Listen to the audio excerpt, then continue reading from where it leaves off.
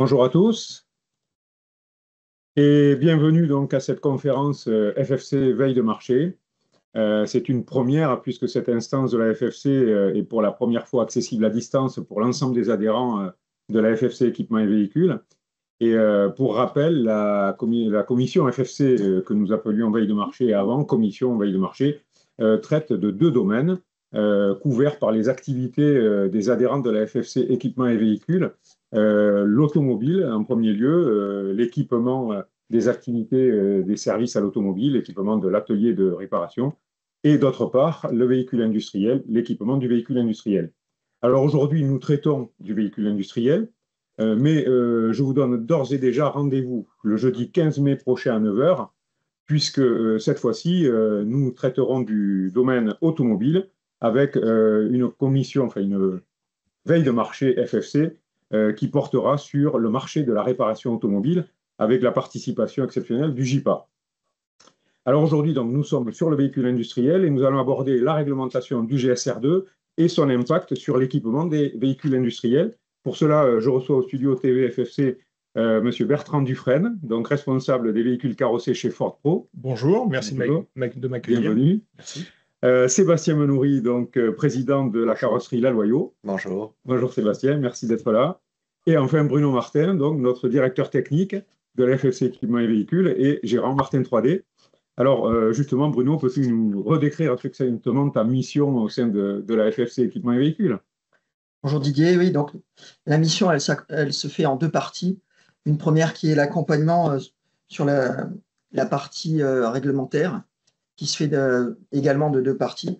Un accompagnement pour les carrossiers qui veulent se faire qualifier, opérateurs qualifiés, donc PL, VL, aménageurs, dérivés, auto-école, éventuellement aussi évaluation initiale et même ISO 9001, donc au travers d'audits ou de formation, mais aussi, bien sûr, puisque c'est le pendant qui va derrière cet accompagnement, pour une compréhension au travers des exigences réglementaires. Donc, de deux façons aussi, au travers de la veille réglementaire qu'on diffuse aux clients et adhérents, et aussi au travers de la mise à disposition d'une hotline où on va pouvoir aider les carrossiers à comprendre les textes sur les particularités qu'ils peuvent avoir. Il y a aussi une action de lobbying qui est faite au travers de la FFC, et cette action de lobbying permet de faire évoluer les textes réglementaires dans le sens qui va aider les carrossiers à l'interpréter, tout en restant dans la partie sécurité. Très bien, Bruno. Donc, comme en premier lieu, on parle aujourd'hui du GSR2 et en particulier des véhicules utilitaires, est-ce que tu peux nous redéfinir le champ réglementaire des véhicules utilitaires dans le cadre du GSR2? Alors oui, le GSR2, c'est un texte réglementaire sur la sécurité, texte général sur la sécurité, comme dit GSR, deuxième version, qui est applicable depuis le 7 juillet 2024 et qui se décline en deux grandes parties, en tout cas pour les carrossiers. Une partie qui ne nous concerne pas aujourd'hui, qui est le B6, qui est la partie R151 pour les radars de détection latérale. Et la deuxième partie, qui est donc le B6, le R158, qui concerne la détection arrière, qui peut être donc fait de deux manières, avec des radars ou des caméras. Voilà. Et donc, cette installation qui doit être conforme donc, depuis le 7 juillet a droit à des dérogations qui sont applicables jusqu'au 7 janvier 2026. Lorsqu'elle a déjà été acquise, elle n'est plus possible pour les nouveaux véhicules. Par contre, lorsqu'on est dans cette réglementation, il y a deux possibilités. Soit vous avez une caméra et comme on le voit à l'écran, vous devez respecter avec la caméra une vision sur 9 plots, comme c'est décrit ici, avec une première rangée de plots qui est à 300 mm du dos du véhicule, et une deuxième rangée à 1,50 m et la troisième qui est à 3,50 m. Lors du test de vision qui est fait en laboratoire, on doit voir au minimum le haut de la première rangée de plots et la totalité de la deuxième et troisième rangée de plots. Donc ce test n'est pas forcément à faire par le carrossier, sauf si c'est exigé de la part du constructeur. Il peut être fait autrement, c'est-à-dire en respectant les exigences du constructeur, et c'est ce qui va être contrôlé lors de l'audit. Est-ce que la position de la caméra respecte bien les exigences du constructeur? Deuxième possibilité, il y a des radars. Et donc les radars doivent détecter quelque chose qui rentre dans le champ de détection, comme on voit. Donc c'est un champ qui va de 20 cm de l'arrière du véhicule à 1 mètre sur la largeur du véhicule. Et tout obstacle qui est dans ce champ doit être détecté par les radars. Alors bien sûr, les radars comme la caméra peuvent être déplacés sous condition de respecter les exigences constructeurs. Et si on ne le respecte pas, il y a des essais complémentaires à faire et qui doivent être validés par un laboratoire et la pose doit être validé aussi par un organisme tel que l'ADREAL. Voilà pour les exigences générales. Et maintenant, on va pouvoir regarder un petit peu plus. Alors effectivement, on va illustrer ce cadre réglementaire ainsi posé avec une information sur la gamme véhicules utilitaires de Ford Pro. Bertrand Dufresne, est-ce que vous pouvez déjà nous décrire votre mission hein, au sein de Ford Pro? Oui, avec plaisir. Bah, écoutez, en soi, elle est simple, hein, mais en tout cas, l'objectif est clair. Il s'agit de développer les ventes de véhicules utilitaires. Et on a créé pour cela, début 2024, une équipe dédiée aux véhicules carrossés et dont j'ai pris la responsabilité. Et donc, on travaille essentiellement avec les carrossiers, le réseau, mais aussi avec les équipes des ventes flotte de Ford en France, Ford Pro, pour développer les ventes de véhicules utilitaires carrossés spécifiquement. Et on gère également un stock de véhicules prêts à partir, carrossés, disponibles pour assurer une livraison rapide, immédiate aux clients au travers du réseau. Très bien. Alors, on va vous laisser donc nous présenter votre gamme en liaison avec cette réglementation du GSR2. Alors, si vous permettez, et comme vous m'en offrez l'opportunité, je vais commencer par vous présenter vraiment la gamme de manière extrêmement rapide et sans rentrer dans le détail, mais pour qu'on sache pratiquement de quoi on parle. Donc, effectivement, on a une gamme chez Ford qui porte le label Ford Pro, hein, qui est très, très, très large, qui va du plus petit au plus grand utilitaire moyen, disons. Je vais commencer par le premier, qui est le nouveau Ford Transit Courrier. Alors, on verra qu'il y a beaucoup de nouveaux. La gamme a été largement renouvelée ces dernières années. Là, on a le nouveau Transit Courrier, qui est une version totalement nouvelle et qui introduit pas mal de modifications, d'une part esthétique, mais aussi en termes de volume. On a un véhicule qui est plus spacieux en termes de volume de charge utile, volume de chargement que la génération précédente. Et il est disponible en diesel, en essence et en électrique. Voilà, donc ça c'est notre petit dernier, je dirais.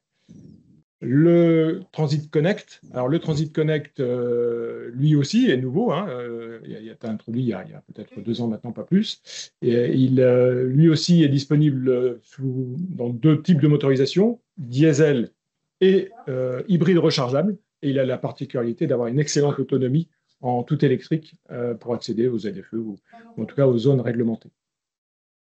Troisième véhicule, et celui-là, c'est un peu notre je dirais, véhicule fer de lance, hein, c'est le Transit Custom. Alors lui aussi est tout nouveau, hein, c'est un tout nouveau développement qui a été introduit sur le marché fin 2023.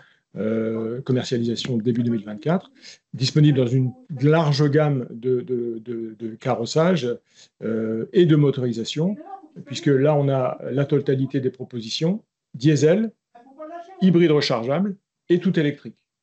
Bien sûr, transport de marchandises et aussi transport de personnes, mais c'était le cas aussi des véhicules précédents. Je continue un peu dans l'ordre de taille. Hein. Donc, évidemment, le Transit 2 tonnes, là, ici, dans sa version fourgon. Là aussi, la gamme est très large, je ne vais pas rentrer dans le détail, mais on a toutes les configurations, propulsion, traction, différentes propositions de volume jusqu'à 15 mètres cubes. Donc, vraiment une gamme très, très large, disponible en diesel et également en tout électrique. Sa déclinaison en châssis, un châssis simple, double cabine. Disponible là aussi dans de multiples configurations, y compris sous une forme de châssis modulaire, ce qu'on appelle le châssis modulaire, qui offre notamment un plancher plus bas et des possibilités de carrossage supplémentaires. Également, donc en châssis, 2 propositions, diesel ou tout électrique. Et puis enfin le Ranger. Le Ranger, lui, est le pick-up, hein, qui est aussi un modèle de choix pour certaines transformations et qu'on peut fournir en simple ou en super cabine. Avec donc je dirais son plateau, hein, sa benne, enfin son plateau, ou alors en châssis nu, de manière à pouvoir le carrosser comme on le souhaite. Voilà, donc ça, j'ai été très rapide, j'espère que je n'ai pas été trop rapide, mais voilà, c'était pour vous donner une idée de la gamme telle qu'elle est proposée par Ford actuellement. Donc une gamme très large et très récente. Très bien, alors j'ai oublié de préciser en introduction de cette émission que nous avons un public aujourd'hui, puisque derrière cette veille de marché va se dérouler le comité de direction de la FFC Équipement et Véhicules. Donc, nous avons dans la salle des personnes qui pourront poser des questions. Et puis, bien sûr, je voulais signaler que que les adhérents qui sont connectés à cette émission pourront également, par le biais de l'application Teams, poser des questions en fin de cette émission. Est-ce que vous voulez compléter, M. Dufresne, sur la partie purement réglementaire, les impacts? Avec plaisir. Réglementaires. Avec plaisir. J'essaye d'accéder Voilà. à la diapo suivante qui va arriver.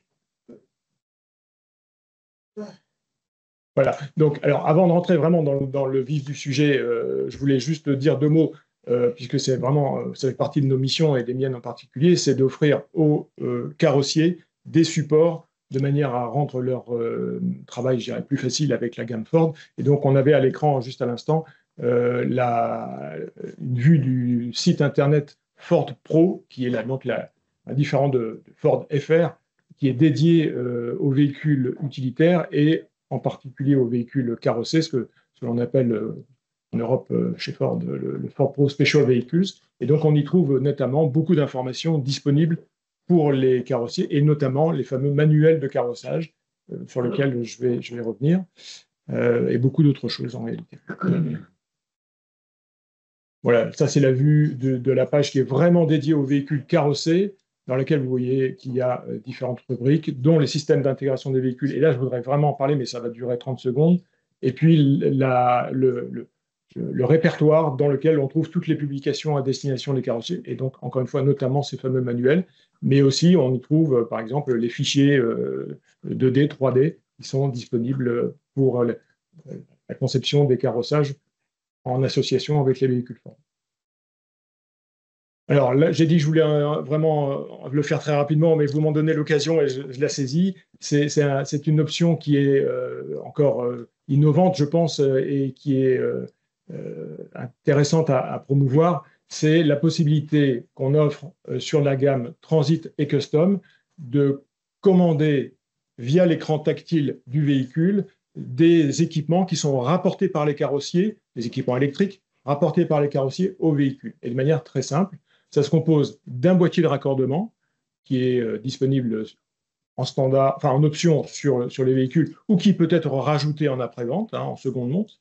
Donc un connecteur qui est placé soit sous le siège avant, soit à proximité de la colonne de direction selon les véhicules, qui offre des entrées digitales analogiques, des sorties digitales avec des différents ampérages et sur lesquels donc les carrossiers peuvent connecter leurs équipements électriques de manière à ce qu'ensuite, à l'aide d'un outil de programmation logique qui est disponible en open source et qu'on installe sur le PC du carrossier, de manière à pouvoir associer ces connecteurs à des logiques de fonctionnement, allumage, extinction, message d'avertissement, etc., tout en ayant la possibilité dans ces logiques, d'intégrer les signaux du véhicule. Par exemple, le moteur est-il tournant? Est-ce que le véhicule roule? Est-ce qu'une vitesse est engagée? Est-ce que le frein à main est tiré? Etc., etc., etc.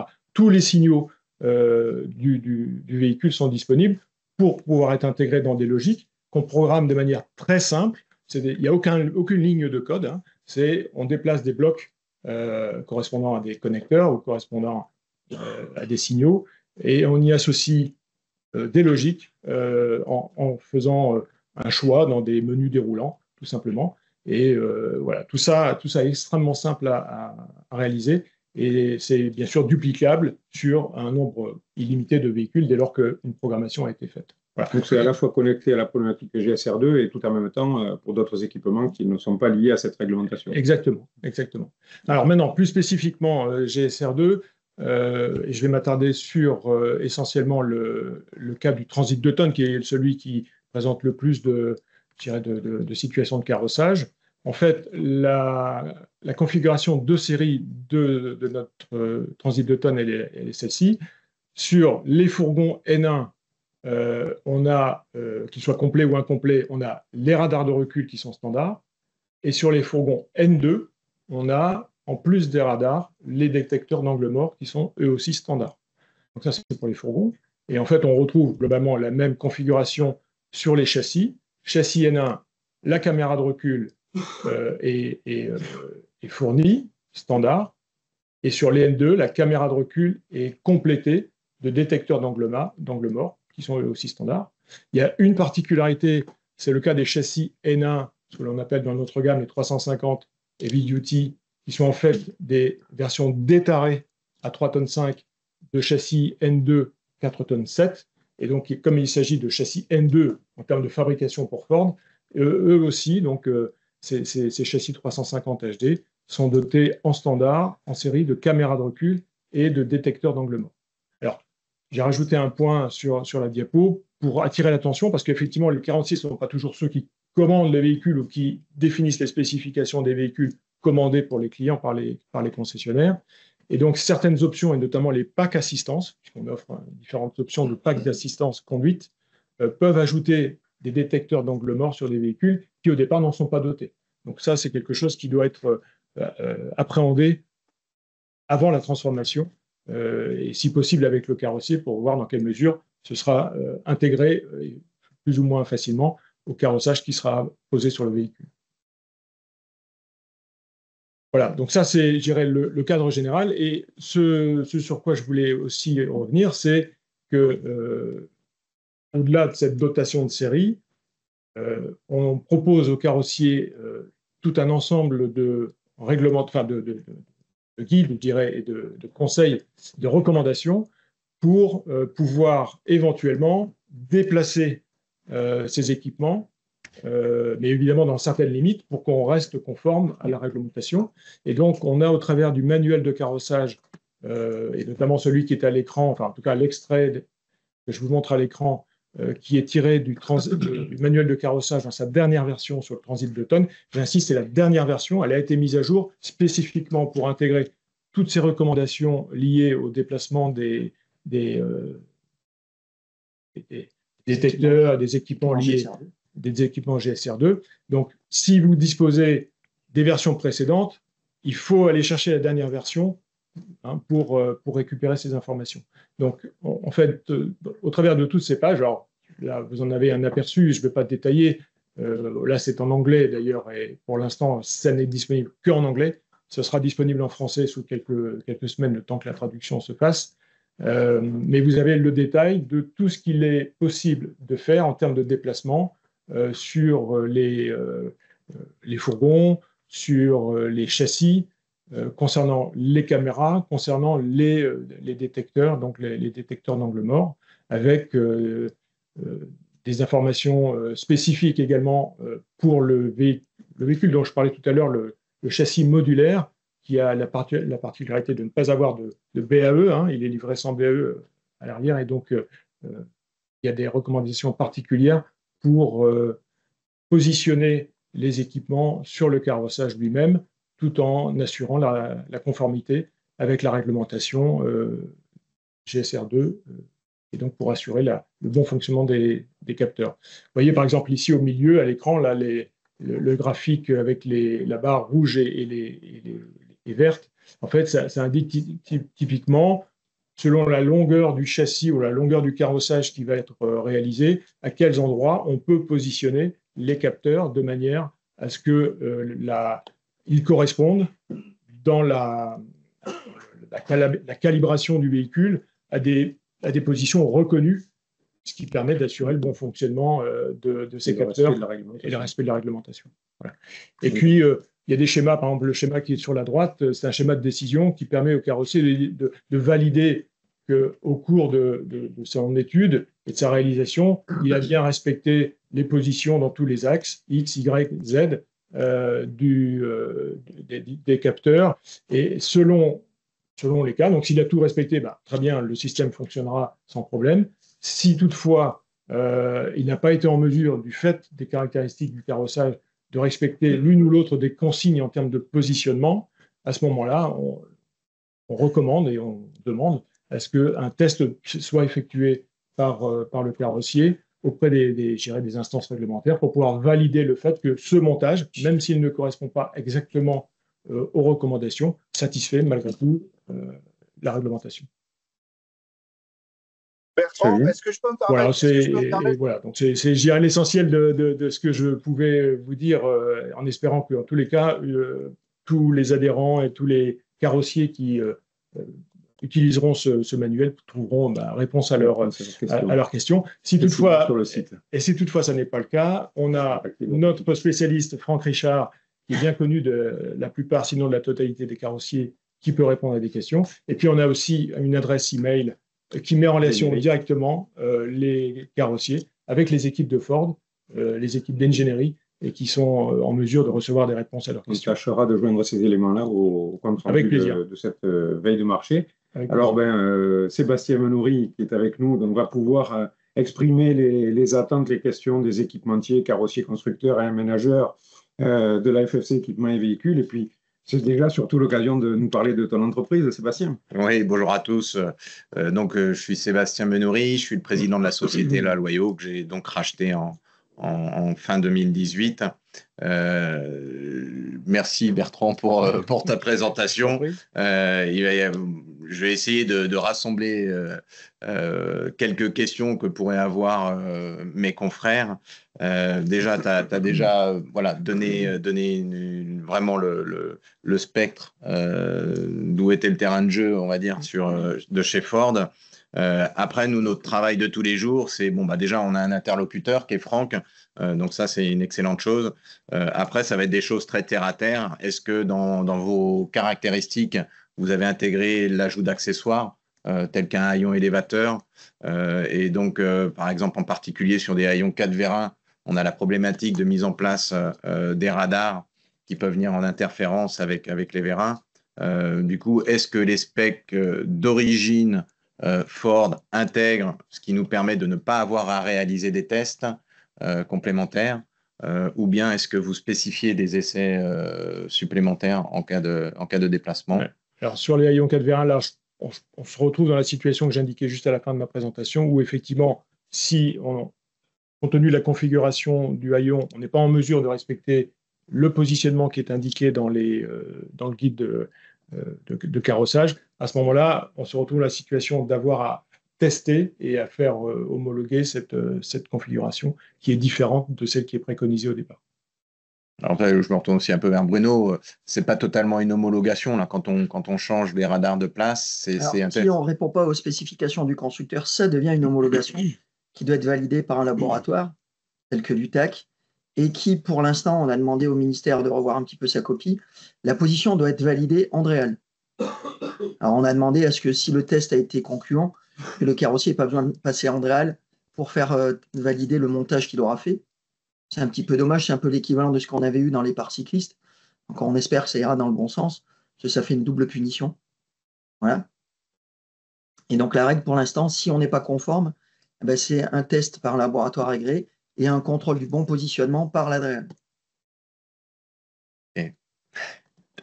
Alors ensuite, ma question qui concerne les radars latéraux, très pragmatique. On peut avoir différentes longueurs de montage de carrosserie. Est-ce que le câblage tient compte de la plus grande longueur? S'il ne tient pas compte de cette longueur, est-ce que c'est possible pour nous, carrossiers, de faire nous-mêmes l'allongement de câblage en les faisant bien sûr ça dans les règles de l'art? Effectivement, alors à ce stade, puisque les choses peuvent évoluer, mais à ce stade, les câblages correspondent au montage, je dirais, usine et au positionnement tels qu'ils sont à la sortie du véhicule. Donc là, c'est au carrossier effectivement de faire son câblage s'il est nécessaire. Bon, après, pour être tout à fait franc, ce sont des choses qu'on a portées au niveau je dirais, des équipes de développement. On espère que des propositions nous soient faites et qu'on puisse les faire au carrossier à l'avenir. Mais en l'état actuel des choses, c'est au carrossier effectivement de prévoir son câblage. OK. Sur la partie, on va revenir sur la partie radar de recul.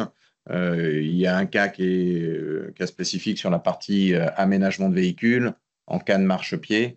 Pareil, est-ce qu'on a bien l'autorisation de les déplacer? Et puis, pareil, sur la longueur de câblage, est-ce que ça a bien été pris en compte? Alors, sur les marchepieds, on est en relation avec différents équipementiers et on a eu récemment le cas d'un équipementier qui propose des marchepieds rétractables, ce qui est, d'après en tout cas présentation qu'il nous en a faite correspond aux réglementations GSR2, n'interfère pas avec les détecteurs. Et sinon, encore une fois, en fonction de la configuration du marchepied, est-ce qu'une fois posé, est-ce qu'il interfère ou pas en fonction des recommandations des manuels de carrossage avec les détecteurs? Et on se retrouve dans le fameux schéma d'arbre de décision. Est-ce qu'on est conforme? Si on n'est pas conforme, à ce moment-là, il faut passer à ce qu'on disait tout à l'heure, au test et à la validation. Ouais. Mais bon, en tout cas, les choses ont évolué. Et encore une fois, les équipementiers, je sais, travaillent sur des solutions. Et notamment, moi, j'ai en tête cette solution de marchepied électrique rétractable et qui permet d'assurer la compatibilité du marchepied avec le GSR2. Certains ont même tout simplement des positionnements possibles des capteurs sur les marchepieds. Aussi, oui. Et donc, avec des réglages qui vont normalement être adaptés à toutes les configurations. Parfois, peut-être pas. Mais bon, ils essaient de s'y confronter, s'y conformer. D'autres questions? Sébastien, d'autres questions? Oui. Alors déjà, Sébastien, tu ne nous as pas parlé de ton entreprise, c'est comme l'occasion, puisque c'est la plus belle entreprise du monde. Merci Didier. Bon. Donc nous, on est une start-up, on est une start-up qui a 163 ans, qui a vu des choses passer. On est quasiment 40 collaborateurs. Quand j'ai repris la société, on était 17. Et donc, on a mis en place un plan de croissance jusqu'à 2029. Et donc, on est spécialisé dans la caisse sèche, avec aujourd'hui des évolutions dans l'aménagement aussi de véhicules et aussi de la vente. On est distributeur France de la marque de toupie Frumecar, une marque espagnole. Et donc, on travaille bien avec les différents constructeurs pour exploiter un maximum notre usine. Et donc, tu travailles beaucoup sur l'équipement de ces véhicules. Exactement. Alors, tout à l'heure, vous avez évoqué des aspects qui ne sont pas tout à fait liés au GSR2 sur le petit écran qu'on a vu, depuis lequel certaines choses peuvent être commandées. Je crois que, Sébastien, tu avais aussi des questions par rapport à ça. Oui. Donc, lors d'un échange avec Franck, effectivement, qui nous a présenté l'outil digital. Oui. Pour nous, carrossiers, ça a un impact. Je ne dirais pas que ça va jusqu'à une révolution, mais un petit peu, parce qu'on a des compétences dans nos usines, dans nos ateliers, où on a des électriciens qui sont câbleurs. Et donc, pour nous, cette évolution-là, qui est intéressante pour le client final, elle a forcément un impact pour notre bureau d'études, bureau des méthodes, et dans nos process, et dans nos recrutements. Dans la mesure où il va falloir recruter des gens qui sont un peu geeks, qui vont avoir envie de faire de l'informatique ou de l'électronique, enfin plus de l'informatique. Et donc, comment on est accompagné? Tu l'as déjà abordé un petit peu, mais on a vraiment besoin d'avoir un accompagnement, d'avoir des tutos ou peut-être des webinars. Et donc, qu'est-ce qui est mis en place chez Ford pour nous accompagner? Alors effectivement, d'ailleurs, tu as déjà un petit peu répondu à la question. On a un peu tout ça en réalité. On a fait des webinars. On a des tutos, y compris des vidéos qui sont disponibles, qui expliquent le fonctionnement, notamment qui sont même disponibles sur Internet, sur YouTube. Et on a des équipes support. Alors Franck, bien sûr, en premier chef ici en France, mais on peut faire appel, et on l'a déjà fait, à nos équipes européennes, puisque Ford Pro, a son siège en Angleterre, et tout le développement se fait là-bas. Pour l'Europe et voire le monde entier, là où les véhicules sont distribués. Et donc, on peut facilement faire venir des spécialistes qui sont à la conception de ces outils-là pour faire des démonstrations, accompagner les développements des carrossiers avec cet outil-là. Et réellement, l'expérience montre, puisque maintenant, c'est quelque chose qui est disponible, qui a été mis en place sur déjà un nombre important de véhicules. Bon, l'expérience montre que une fois qu'on a appréhendé l'outil, qui encore une fois n'est pas un outil de programmation, il n'y a pas de ligne de code, aucune ligne de code, il y a juste des blocs à déplacer sur l'écran, des liens à tirer entre ces blocs, des choix à faire dans des menus déroulants pour définir les statuts, on, off, éclairé, éteint, des boutons à sélectionner avec des icônes à choisir pour qu'ils soient significatifs pour le conducteur à l'écran.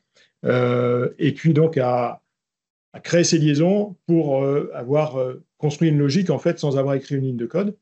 Donc franchement c'est très très simple. On a l'expérience de personnes chez les carrossiers qui ont pris en main l'outil, en quelques heures, qui ont pu créer leur programmation. Et une fois que la programmation est créée, elle est injectée dans le véhicule au travers d'un PC, d'un câble de liaison avec la prise OBD.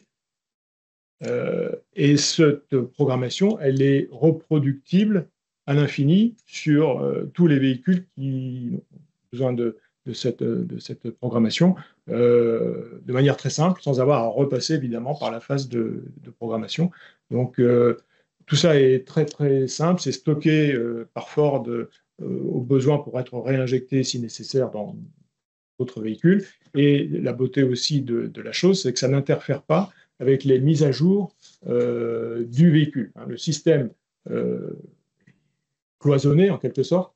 Et donc, les mises à jour du véhicule, maintenant que vous savez que tous les véhicules reçoivent des mises à jour over the air, comme on dit, et ces mises à jour n'interfèrent pas du tout avec les programmations qui ont pu être amenées par les carrossiers. Et donc, je dirais c'est franchement très simple. Et c'est très, j'allais dire, c'est très valorisant pour les personnes en carrosserie, justement chez les carrossiers dont ne sait pas le métier, d'accéder à cette nouvelle compétence et de créer par eux-mêmes des logiques et des fonctionnalités utiles pour le client. D'accord. Donc, en cas de déconnexion batterie, on n'a pas de problème. Pas de problème. Il suffira de rebrancher la batterie. OK.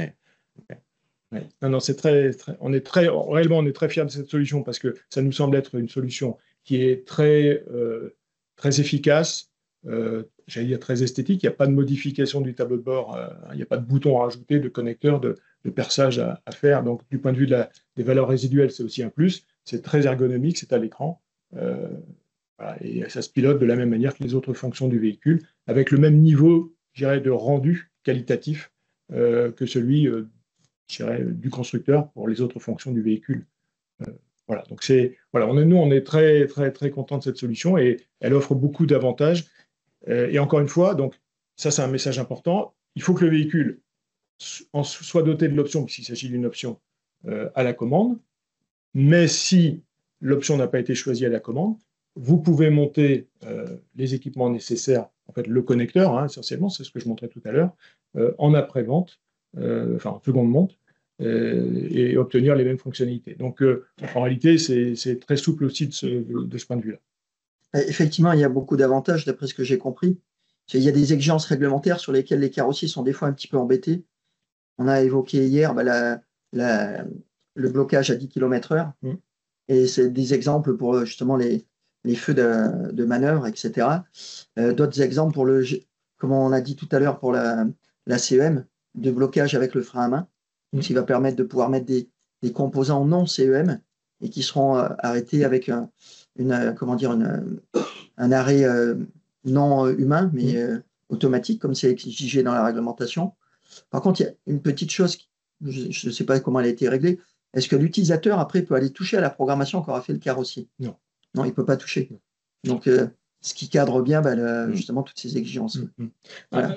Pour peut-être que ce soit plus parlant, un exemple typique auquel on peut penser, par exemple, un châssis équipé d'une benne, on peut très bien, avec un capteur de position de la benne, en tout cas un capteur qui nous permettrait de dire que la benne est abaissée ou relevée, donc associer une logique et un message d'alerte à l'écran qui dit si le véhicule se déplace à une vitesse, par exemple, de plus de 5 ou 10 km/h, on utilise pour ça les signaux du véhicule, et bien déclencher un message d'alerte ou commander l'abaissement de la benne, par exemple. D'accord. Pourquoi pas. Donc, le contrôle par rapport à la vitesse, il est paramétrage, c'est pas paramétrable, c'est pas que à 10 km/h. Non, c'est paramétrable. D'accord, c'est encore mieux.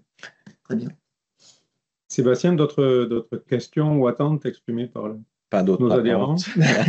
Alors, on va voir si on a des questions, soit dans la salle ou parmi nos adhérents qui sont connectés potentiellement. Je ne sais pas si Frédéric, il y a des questions éventuellement.